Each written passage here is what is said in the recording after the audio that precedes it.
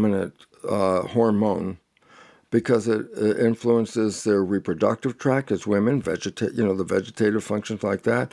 It affects their emotions and all that kind of stuff like that because they're the reproductive element of it. The man, does he have estrogen? I go, yeah, he has testosterone, which makes him the man. The woman has an estrogen that makes her the woman. But the woman has testosterone, but at a small percent, not very much.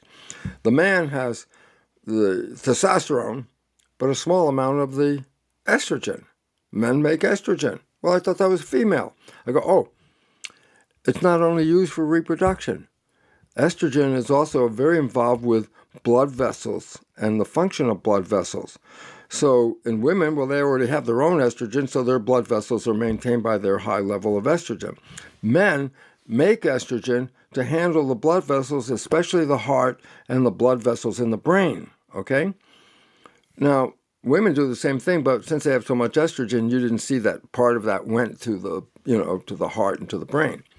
Now comes the issue. I say, what is it? Well, when a woman reaches menopause, the estrogen levels drop. And you say, oh, but that affects her emotion and her reproductive tract, okay? Well, her reproductive tract is shutting down, but in the process, her emotions got all screwed up because the estrogen level was low. So doctors, being all, not doctors, medical system, says, oh, good, here's what we can do. We're going to give women extra estrogen, and they will feel better. So it's called hormone replacement therapy.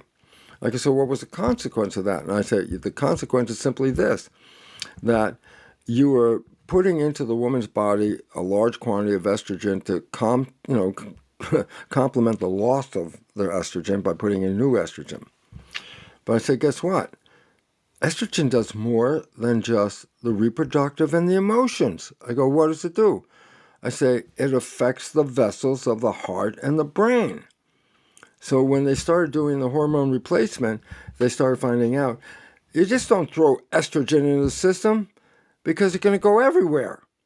But in a person who is working, estrogen is released in the heart and the brain at the level necessary for the heart and brain to maintain the vascularity.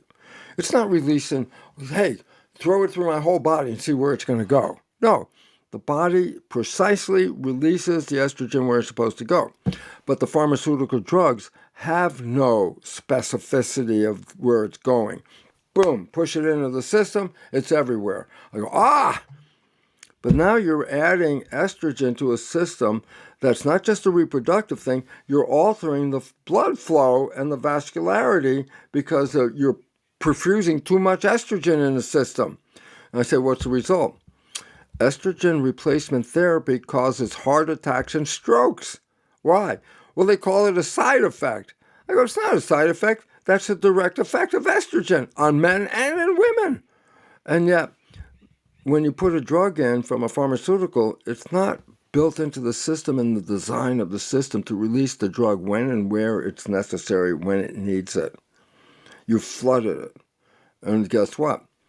Well, when you did the hormone replacement therapy, you put so much estrogen into the system that you